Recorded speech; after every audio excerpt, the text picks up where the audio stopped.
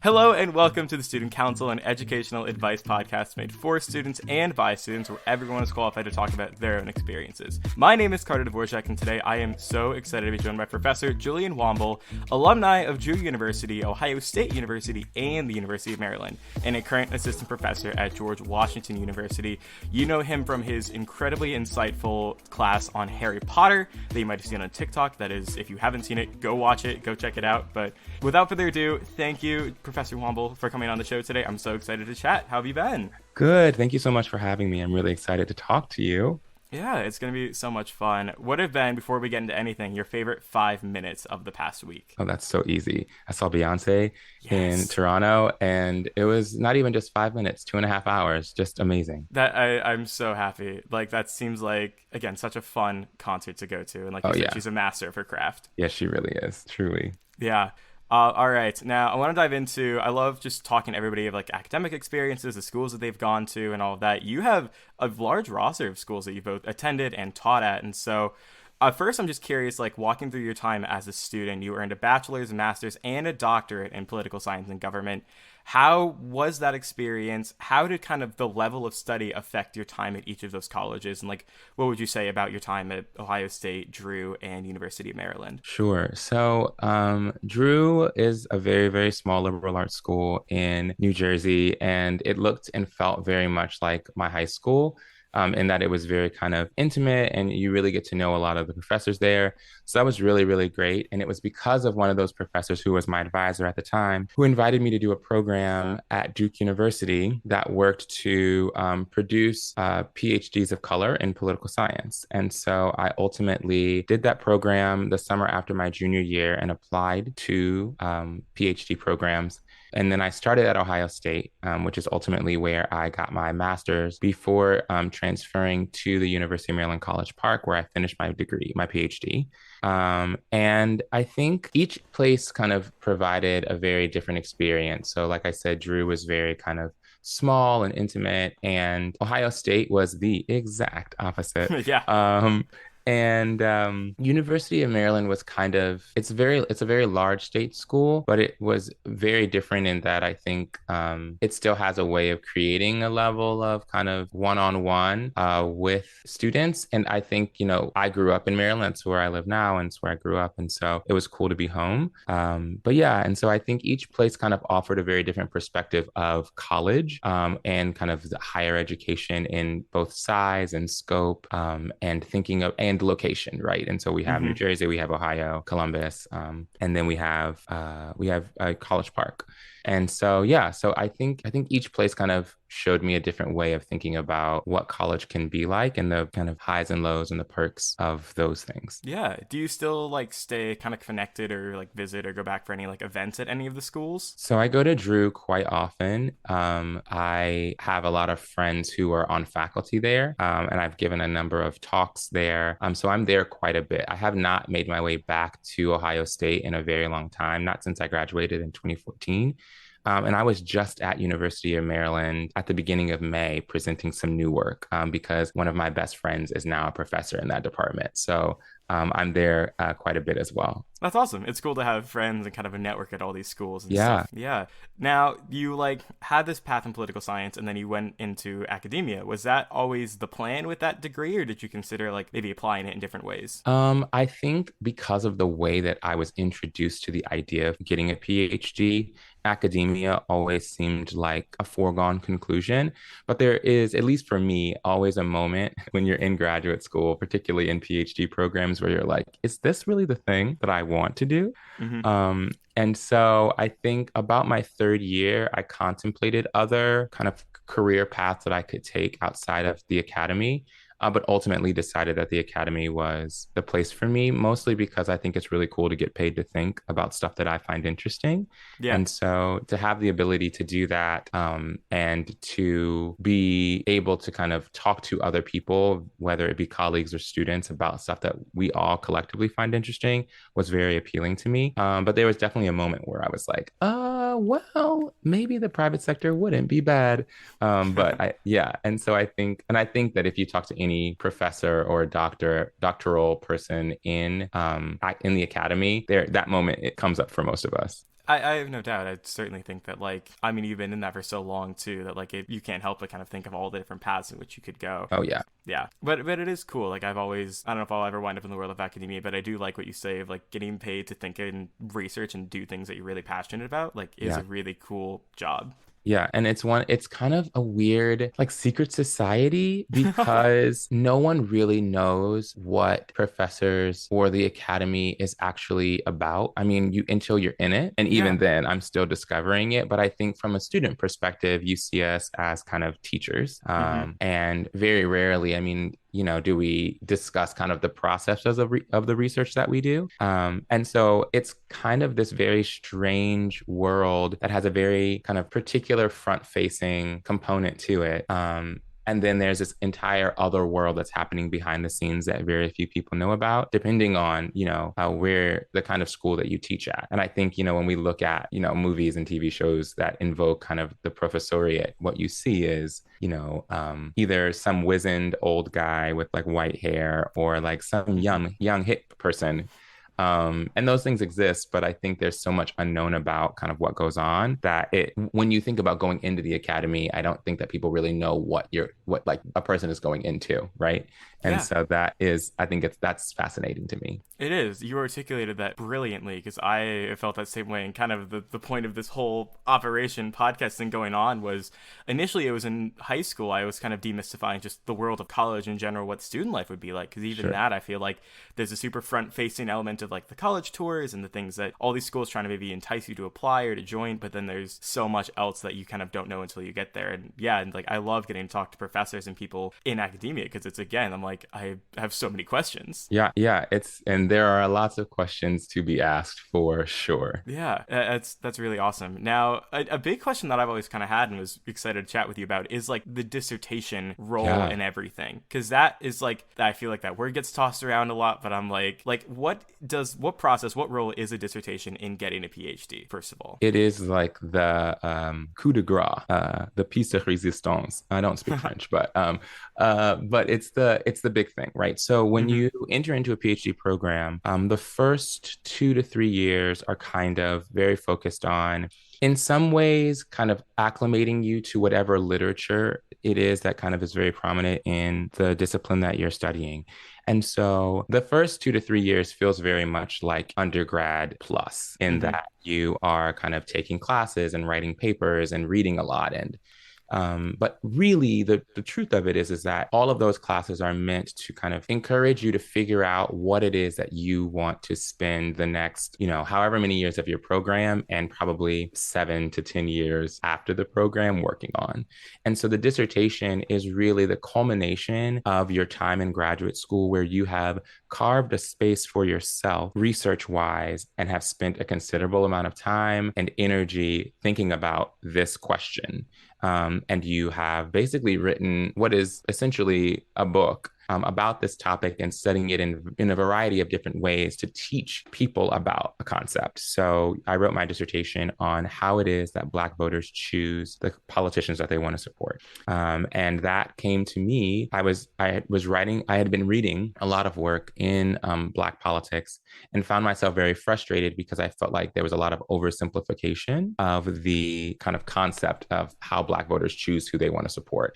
And so I wrote a paper that ultimately turned into kind of the foundational work of my dissertation, which then ultimately became my first book manuscript. And so the dissertation is really the moment where you as a scholar, use your voice to answer a question that you think is interesting to contribute to whatever field or discipline that you're a part of. That's incredible. Yeah, you answered like the next three questions I had in my head, which was awesome. Like, I think that's really, really cool because I was gonna ask, like, when you were writing the paper, that first paper about it, Mm-hmm. did you know then you're like, this is bigger than a paper? No, I did not know that. I wrote the first paper thinking, okay, that this is it. And then I presented it to my advisors and they said, "This is your dissertation." Okay. And I said, "Interesting. Um, I don't really know what that means," and I didn't. And so it was it was, from their own provocation that I then started to really have to dive in deep, because once you have the question, which is like the biggest and hardest part, to find a question that's interesting enough, that's going to contribute in meaningful ways. But then you Hmm. have to figure out, how the heck am I going to test it? How am I going to study this? Dissertations, I think mine was 5 chapters long. So Wow. how do you find, ways to kind of test this idea, and investigate it, and interrogate it in ways that are interesting and kind of shining new light on things. And so, the hard part is getting the question, but then the next part is figuring out how to answer it, and how to do it on a larger scale. And Yeah. so that was hard. I have no doubt. How did it go though? How did you kind of figure out the way going through that? Lots of random voice memos on my phone, lots of conversations with my advisor, lots of conversations with friends who were also kind of in my program, lots of reading, more voice memos, random, post-it notes. Yeah. And you just kind of you figure out the big question, and then you figure out what the sub questions, like what are the things that you need to know, in order to make it feel like you've answered this question sufficiently. And so that, I think, and trade secret, but they don't really teach you how to write a dissertation in a PhD program. It's kind Okay. of, you just kind of intuit.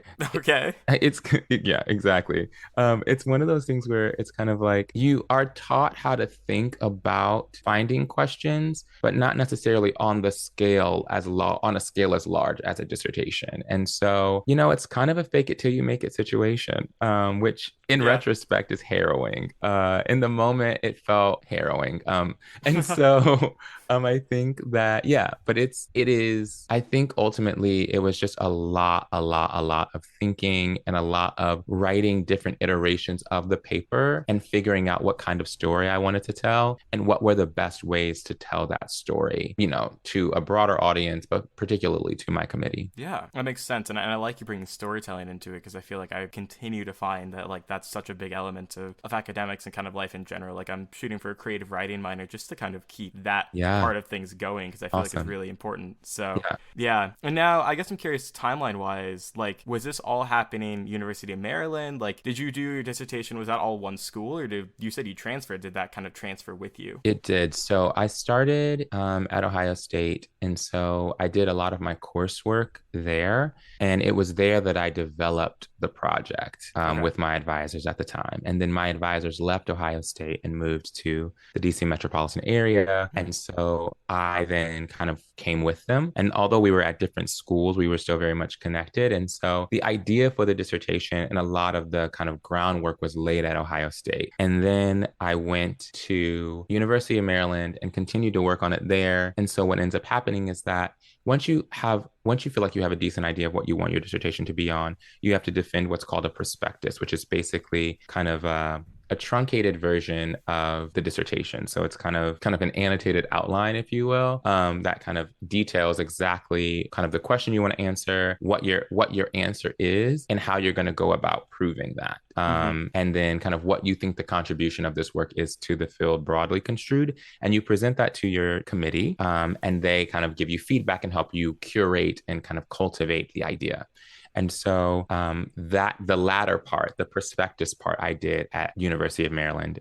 And then I had a fellowship, for a year at MIT, Oh wow. where I worked, basically without having any sort of other teaching obligations or anything like that. I worked for a year just on the project and was able to get a lot of the writing done there. And then I came back to University of Maryland and finished it. Incredible. And then after that, you also won an award for like best dissertation, which Yeah. congratulations. Thank you. Thank you. Thank you. Yeah. Yeah. That was, when you're writing a dissertation at a certain point, you're kind of like, I'm ready to be done with this. It's kind of Oh like, yeah. what do they call it? Like when you're a senior in high school, Oh, And senioritis? yes, that's literally it. And so Dissertationitis.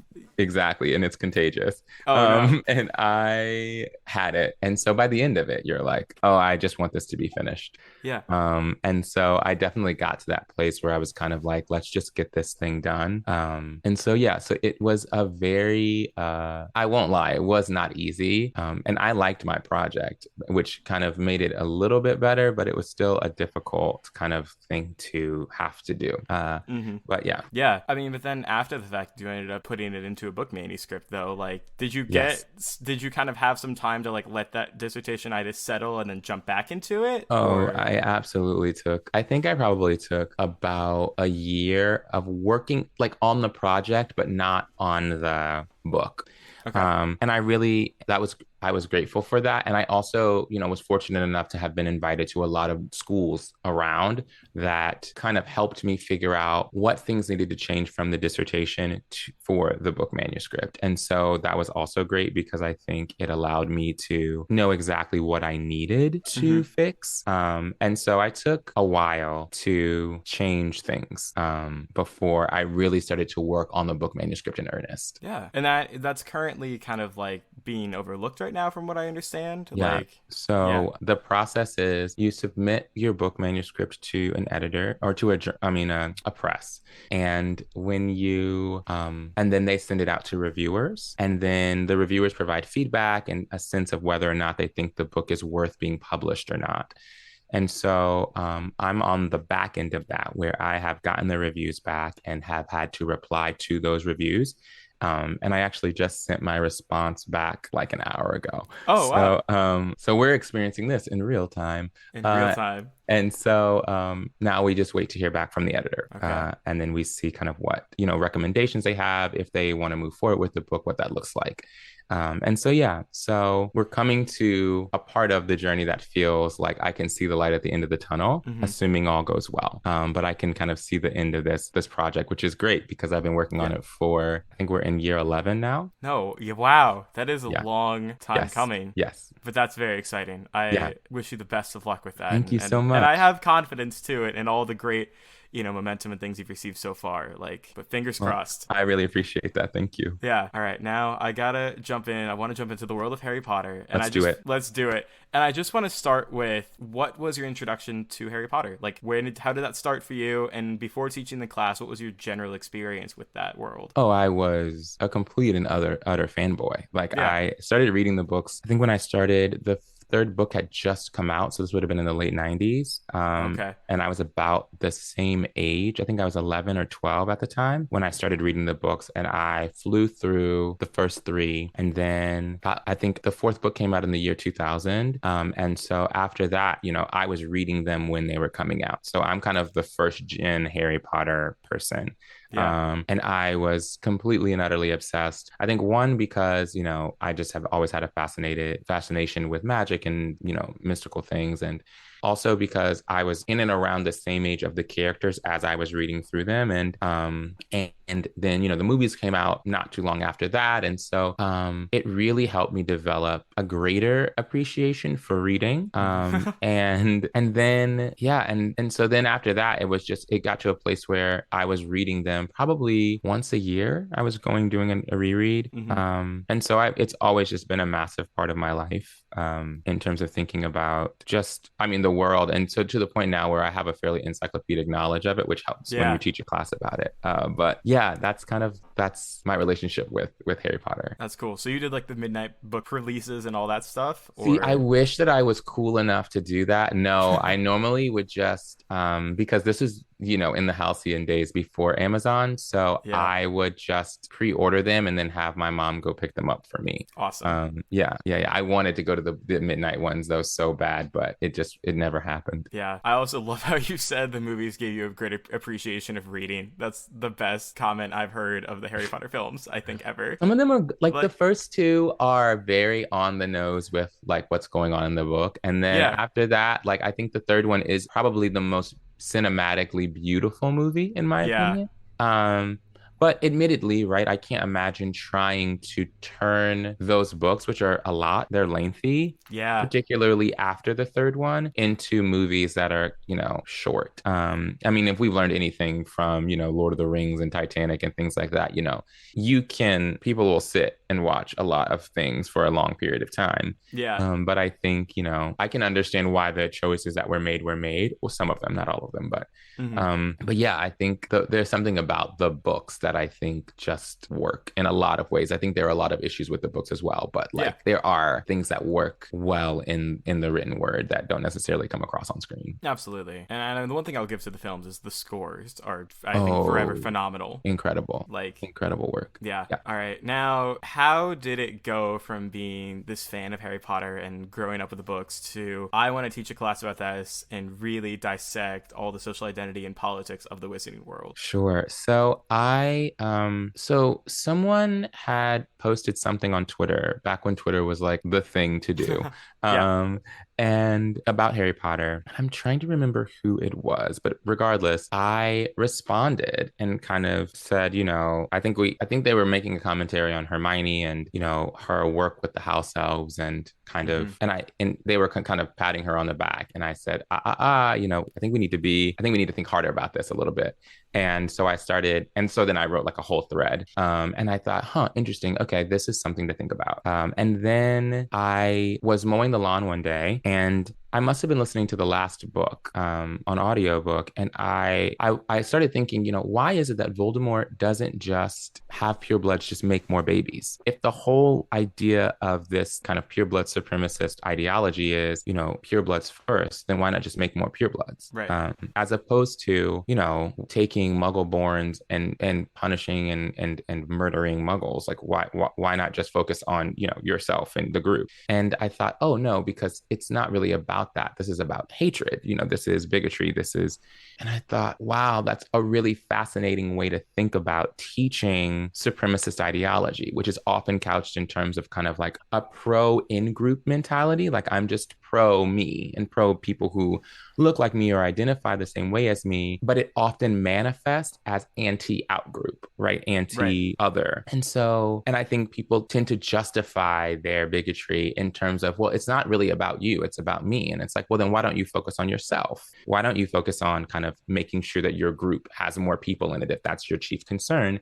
But it boils down to the fact that it's not. And I thought, I can actually teach this. Like I can teach people about these ideas without having to kind of engage those questions in ways that might make people uncomfortable, right? Hmm. And so then I took back to Twitter and started talking about this kind of just a random tweet, and people were really into it. And I thought, okay, I think I can fashion this into something. And so it took me a few years after I graduated to figure out what exactly I wanted it to be.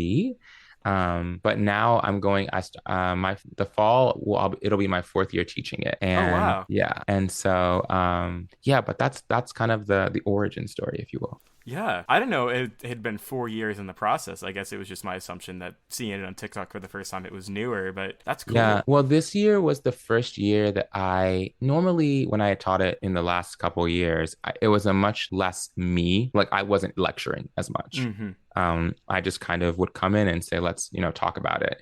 But this year, for some reason, I decided, well, I think part of it was because like our conversations were always good, but they didn't always tap into the things that I wanted them to tap into. And so I thought, okay, well, I guess I had to take a more active hand in, Yeah. kind of curating the conversation. And so from that, I started coming up with, specific things that I kind of wanted to talk about each week. And whenever I tell people that I'm teaching this class, particularly millennials like myself, they get very excited and they're like, I would love to take that class. And so I thought, well, obviously, I only have 14 students in my class and no one's going to pay tuition to come take this one class. So I thought, I guess I can just put snippets up online just to kind of share with people kind of what we're up to and what we're thinking about. And it took off in ways that Yeah. I did not and still can't quite fathom, but I certainly did not expect. I think part of it, I think that it's you're a phenomenal professor. Like I love Thank getting the you. snippets of your style. I'm like, I wish I could be in this full hour long discussion because I just see the way that which you can guide this, and I think it's brilliant. And I also, Thank you. yeah, and I think we're too kind of in an era where I think people are really ready to like dive into this part of the wizarding world. I think a little bit. Like, I guess I'll ask this first: as J.K. Rowling and the perception of the author changed, did the way in which you engage with that class change? No, because I think the first year that I taught it was in the fall of 2020. So this is Oh, okay. after a lot of her transphobia kind of hit the airwaves in much more Yeah. explicit ways. So I think my perspective on what the class was going to be about shifted in that I decided, I mean, I had to grapple with like, do you teach this class? Yeah. And if you do, how do you do it in a way that creates an environment that is safe for trans and non-binary people? Mm-hmm. And how then do you also interrogate, her beliefs using the book? And so I think in some ways, because so much of her own kind of transphobia manifested before the class, I was able to curate it in a very specific way Yeah. to help us think about what she's doing and why it is such a problem. And more important to me at least is let's find these things in the books. Mm-hmm. Let's see them. Let's understand kind of what's here because I think, especially this year, because I was much more intentional, it is so clear. Like her gendered politic is so Yeah. apparent in these books. And the class isn't really meant to be kind of a gender and politics class, but ultimately that's kind of what it comes down to in a lot of ways because there's so many moments and so many things. And so, in a lot of ways, her kind of outing herself in this way Mm-hmm. helped me figure out how to create a class that may not undo, but certainly makes us more aware as a fandom, makes my students more engaged with, ideas that may be harder to see if we don't want to see them. Yeah. No, I think and that was a great way of going about that course because I think Harry Potter is in this era where like, we've seen, all the transphobic comments of J.K. Rowling and how that I think immediately impacted a lot of people's perceptions of the series because Sure. it had attracted such a diverse audience of Yeah. people in the LGBTQ community. And then for the author to do that, I think that affected that relationship. And I at least even was realizing like I was ready to like dig into the series in that manner a little bit more. And like, I think it's cool to peel back those lenses. Yeah. Yeah. I mean, the original intention of the class was because identity across the board is such it's tricky to talk about for a lot of people. Yeah. To use the books as kind of a buffer to be Yeah. able to have these conversations. And then all of the assignments in the class are ones that invite my students to teach a lesson to someone using Harry Potter as the basis, but then also the lesson is about the real world. So then we have to kind of do an application, which is Yeah. ultimately kind of what I want them to be able to do.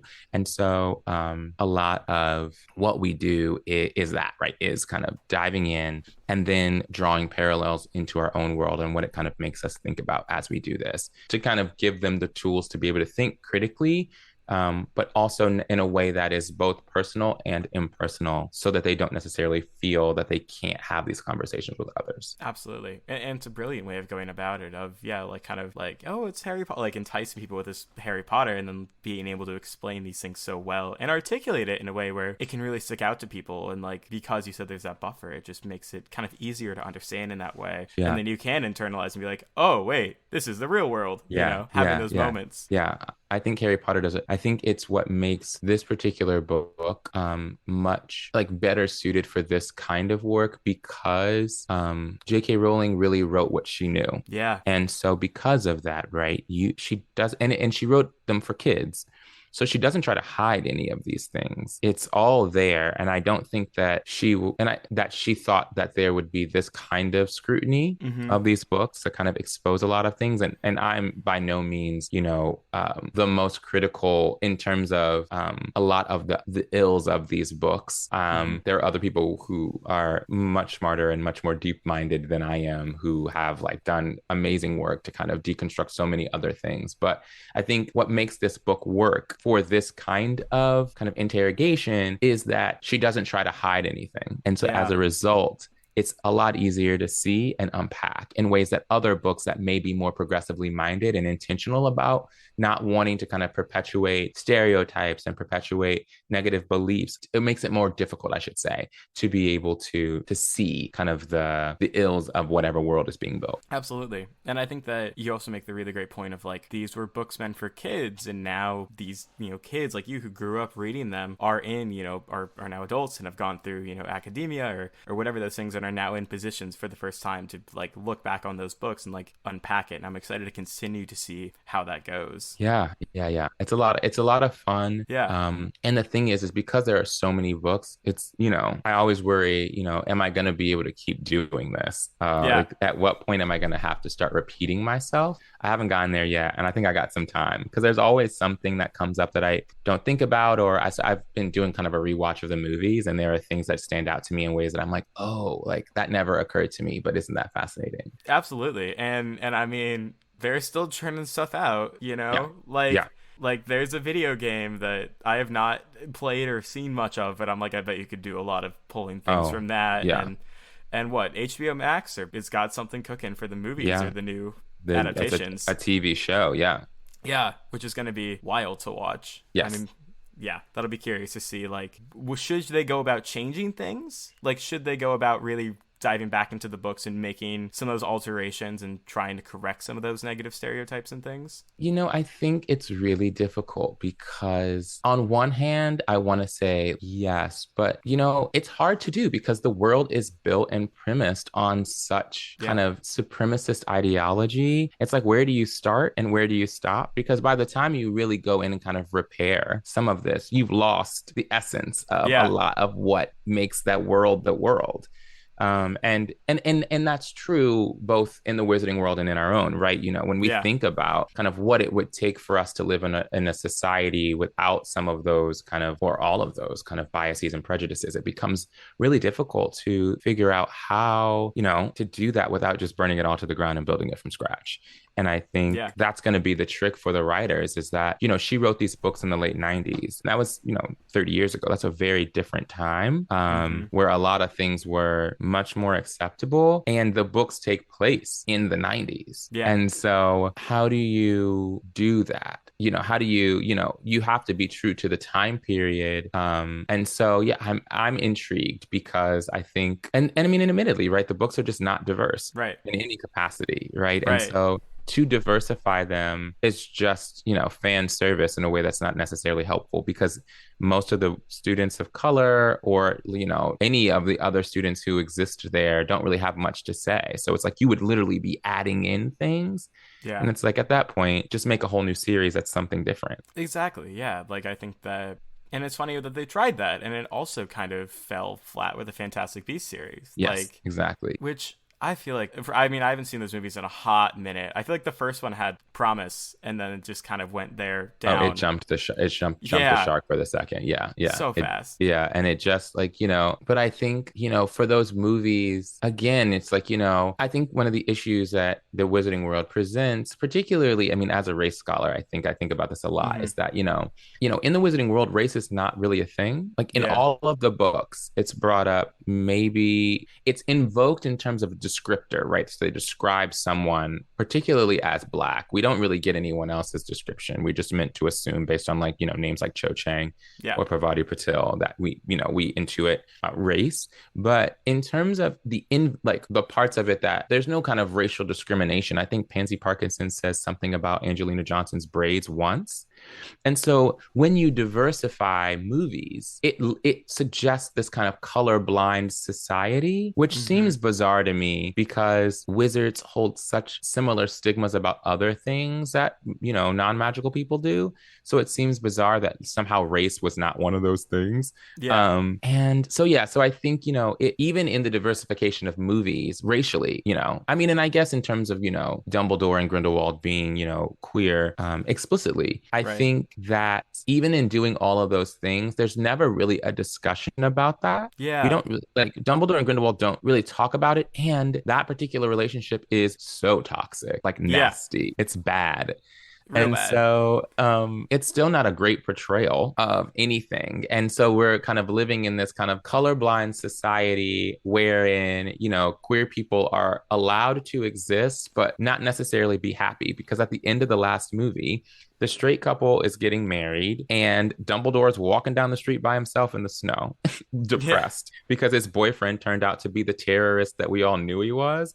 And it just is like, oh, okay, so now you're lonely and alone, and the straight people are enjoying themselves. And that just feels like, why even do all of this if you're not going to be able to give people something really to work with? Yeah, that's kind of how it's felt with like a lot of that kind of retroactively trying to diversify the stories. Is that, yeah, like even in attempts to do that, it's still doing the opposite. It's Yeah. not giving them like the proper positive representation that it Right. deserves. Yeah. And I think, not everything in life for everyone is positive, but it Right. seems bizarre that like there's no happiness for Dumbledore. Like, I mean, at all. In Yeah. canon, in the Fantastic Beasts, it's just we don't see it for him. No. His entire existence is kind of based on longing for the relationship he never got to really have when he was 18, and then kind of throwing himself into work. And we also see the same for a lot of the women characters. Like McGonagall has Yeah. absolutely no love. None of the adults have any love interest except for maybe Hagrid. Yeah. Sort of. But that ish, right? And so I Yeah. think there are ways to think about kind of what representation actually looks like, Mm-hmm. and what is the utility of representation? Like, what is it that you're actually trying to represent?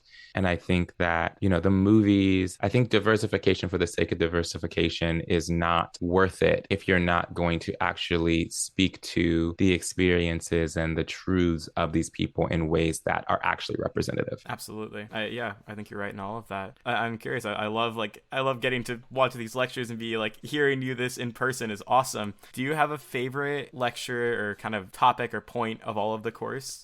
Oh, this is a good question. I think, okay, so I have two. Okay. One is one that I absolutely stumbled on when I was actually just lecturing. Because what I found is that I just start ranting and then something good comes out. And so everyone on TikTok just gets the like good part. My Yeah. students unfortunately have to suffer through me trying to think out loud and navigating like my ADHD. Um, Yeah. but so one is this idea of Percy Weasley thinking about how like why he was willing to kind of abandon his family for the sake of the ministry, and thinking about, his position as this pureblood wizard who gets to look around and see all of these other pureblood wizards doing really, really well, and his family is struggling, and what that then motivates him to do, and why he's so ambitious, and why he's willing to kind of forsake his family for the sake of money and power and Mm-hmm. prestige. And then to, as I've, been thinking about this more, realize that all the Weasley boys do this. Like Ron does this, Fred and George, they're all in pursuit of power and wealth and esteem. They all just go about it very different ways, right? Percy does it Yeah. the more conventional way and going to work for the ministry. Fred and George do it by going and making Weasley Wizard Wheezes, right? And selling it at school and betting so that they can buy a joke shop, and doing this kind of very, capitalistic way of going about trying to, pull themselves out of poverty, because they know that their birthright as pureblood wizards is to not be impoverished. And we see that with the Malfoys. We see that with Sirius Black's family. We see that with Harry Potter's dad's family, right? They're all very wealthy.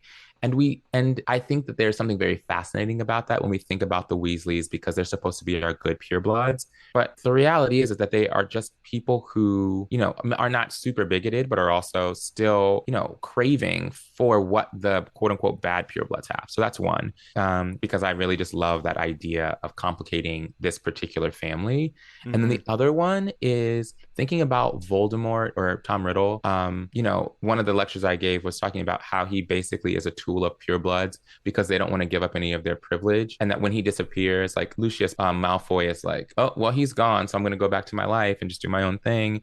But that they allow Voldemort, who is this, half blood person who came from a broken home and is the product of, all kinds of ills, to be the face of this movement. And there's been a lot of debate about, whether or not his followers really knew if he was half blood or not. And, to me, I think it brings up a very interesting idea of the fact that, people knew. They had to have Yeah. known because, I liken it to kind of old money versus new money. Even if Mm-hmm. you can perform kind of the trappings of old money, it's old for a reason. Yeah. They always know. And in the same way, it's like there are 28 pureblood families that get Yeah. on record. There's no way you showed up to Hogwarts and people were like, we don't know who you are. And so, but you're a pureblood. It doesn't make any sense. So they knew. But I think it speaks also to how these structures allow people access because we see the same thing for Severus Snape. They knew he was half blood and he was still allowed to be a Death Eater. And Mm-hmm. so it's becomes clear, right, that this is really about ideology and not about it's about ideology and supremacy, but that there's the kind of the mirage of supremacy and like we don't want anyone who's not pure blood is fake. And I Yeah. find that to be fascinating because I think there are so many instances in our own world where that's true. Those are both absolutely fascinating and like just so cool and so thoughtful and such great insights into the series, which is just amazing. Like, Thank you. Yeah. yeah. And I'm curious, you talked about, teaching the class in person, doing that for 4 years, and now putting them out on TikTok. And like, I love watching all your videos in just the comment sections too. From what I've seen, are Oh, like very interesting discussions. it's amazing. Again, I think the level of engagement that people have with, the content that I produce, it's weird to say that. I'm just throwing it out there. It's Yeah. strange. But that I think is my favorite part Yeah. of it all is that people are really willing to kind of go there with me and, think as deeply as I do about this, and engage with one another. I think is the other thing that I really enjoy seeing is that people are talking to one another and having their own kind of side conversations. Sometimes they're having arguments. Mm-hmm. But I think that the level of engagement is so cool. And really, I don't know, it reifies for me the idea that this is a worthwhile endeavor, and that there are ways to do these things. And I mean, because I still kind of struggle with it, given, J.K. Rowling's positionality and trying to avoid promoting her work. But I think the conversations that we have and people's willingness to kind of engage in, self-reflection as a result of them, I think is really kind of what makes it feel worthwhile to me. Yeah, I definitely agree. I think it's good to hold that nuance and to understand all of those sides of things. And I also think that people know these stories and people, like I don't think that it's giving her any extra profit. And I Yeah. think that's something big. And I think that peeling back and seeing her own, biases and beliefs in the books in that way is honestly a really good way of going about this world and after, her comments became very public and very Yeah. well understood. Yeah. And I think, what I've also heard a lot of that makes me very happy is that, a lot of millennials now are parents Yeah. and they want to share this world with their kids. And I think about even when I was younger reading these books and some of the conclusions and things that I would walk away with and how dangerous some of them are. Mm-hmm. And so the prospect of having parents who, are sharing in this world with their kids, being able to kind of have tools to have conversations about this world and unpack it with their kids, I think, again, for me, is so far beyond what I ever imagined this all would become. But also like helps me realize just how important this is. That was a blast. That was so much fun to talk all Yeah. things Harry Potter and like to dive into this world and basically get to live out all the TikToks that I get to see from you was phenomenal. Now I would love to ask a couple questions that I love asking everybody just about the college experiences Sure. and that. So the first one is, what is the most impactful piece of advice that somebody gave to you? Don't be a hero. I think oftentimes when you go to college, there's a kind of fallacy of like, I'm an adult now and I don't need anyone. And you kind of feel the need to kind of go it alone and figure out things all by yourself. And to me, and what I've, found is that building a community when you go to college and a support system is so, so, so important. And I think that sometimes the kind of quest for independence can really lead an individual to feel super isolated. And so, the best piece of advice I ever got was like, don't be a hero, feel free to kind of make friends, but also find your people who you can lean on and who can lean on you to support you all as you kind of navigate this world. Because college can be crazy sometimes. Yeah. Wow. I never really heard that one articulated like that, but I love that piece of advice so much. And I think that it's so easy. I felt that it's so easy to be like, I'm independent and I can do Yeah. it all and be like, hold up. Yeah. Nope. Wait a second. Yeah. So, do you have an ultimate tip for somebody going into college? Do something that scares you, whether it's take a class that you're like, this seems out of my wheelhouse, or joining a club, or just, college is in and of itself, it's a privilege for so many of us to be able to attend college to begin with. Hmm. But it's also an opportunity to explore in a relatively safe environment. And so take the opportunity to do that. I think, again, we can enter into college with very specific plans about kind of what we want to do. And we have it all charted out, know exactly. But I think it's also okay to go into something and be afraid and to figure out, on the fly, whether this is something that you enjoy and explore that. Absolutely. And I think I've found that sometimes the things that scare me the most are the things that I enjoy the most. For And sure. on an equal footing, there are some things I'm like, this scared me. I tried it. I feel like I understood it. And I can now,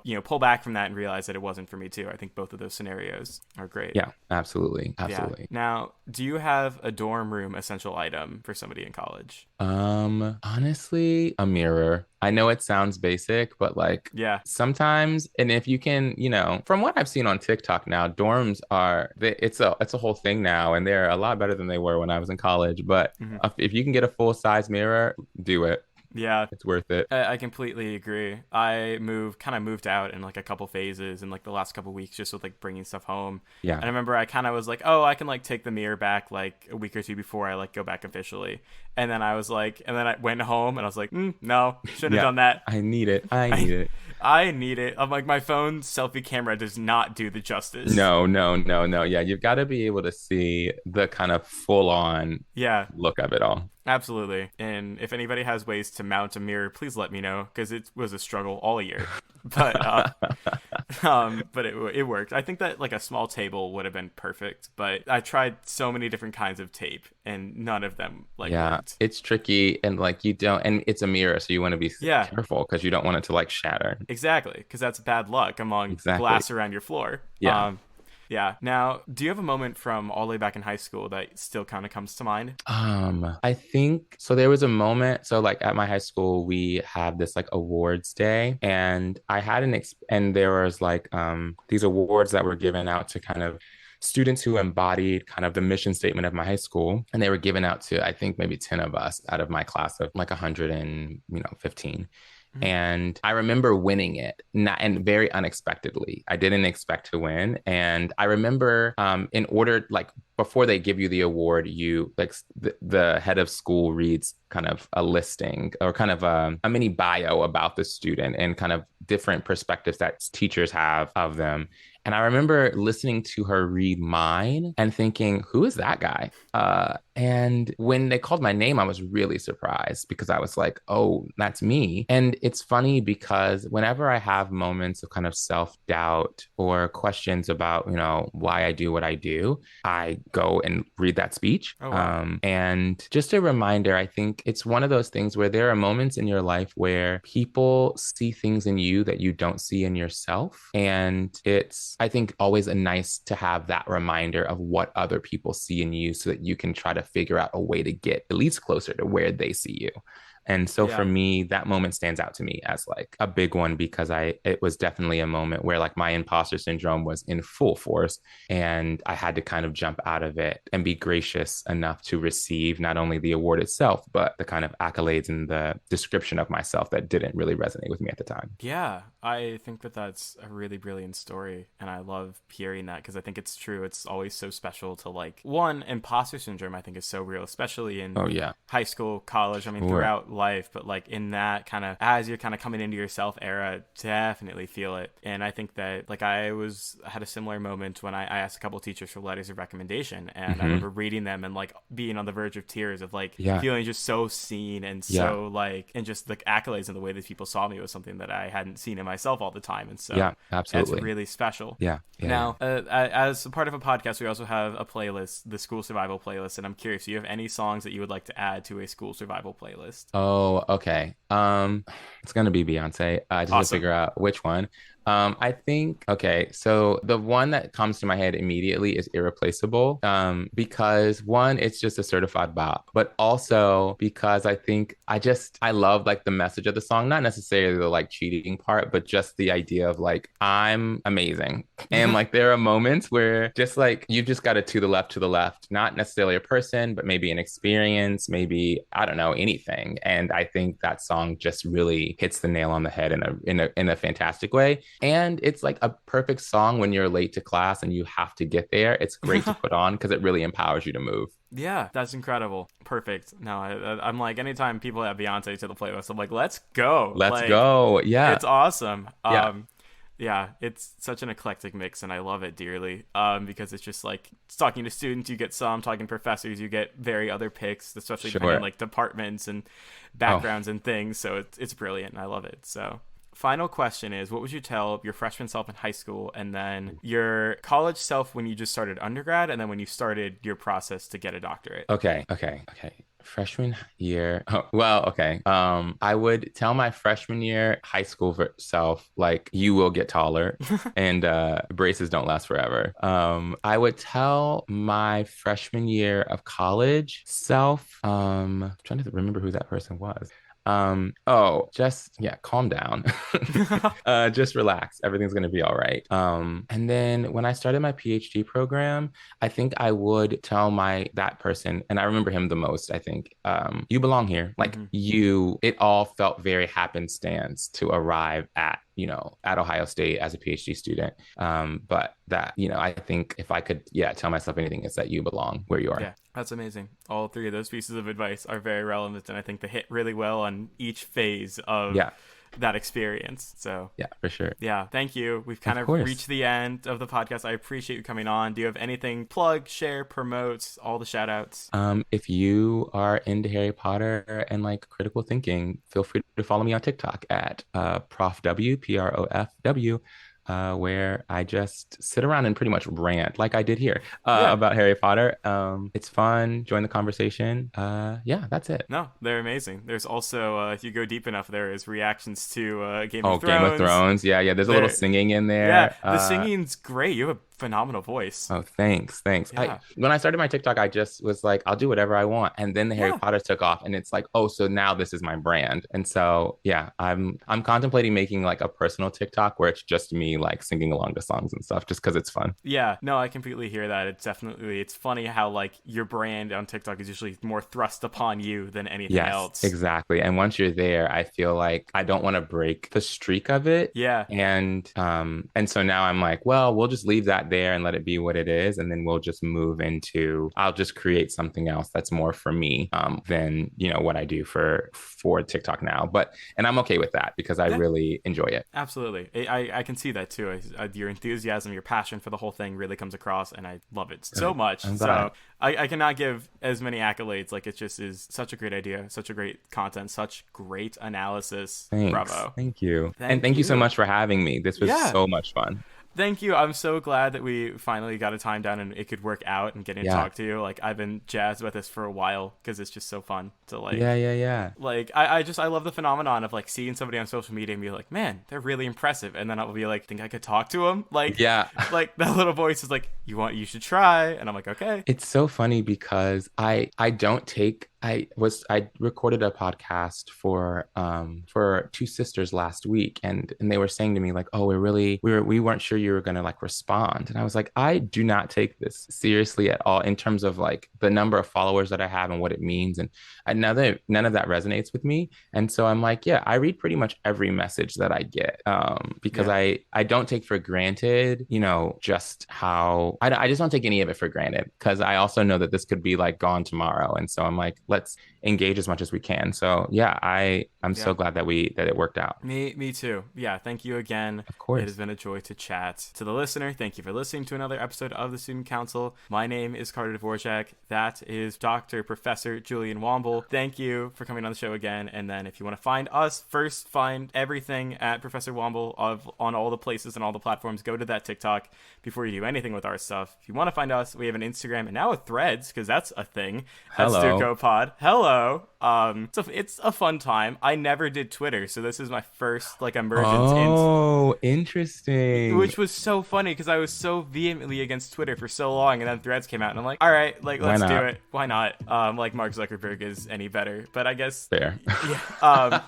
But it seems like the app itself is a fresh start, and I feel like from the perception that I had of Twitter, this is a much better place to be. I think so, and I think again, it's one of those things that the level of curation that we have have on Instagram is, especially now that the algorithm on Twitter is the way that it is, I think it's a lot better to I think it works better here. I 10,000% agree. Yeah. Also, our podcast email is stukopod@gmail.com. Wishing you the best of luck and the best of times in all of your educational endeavors. The Student Council is adjourned.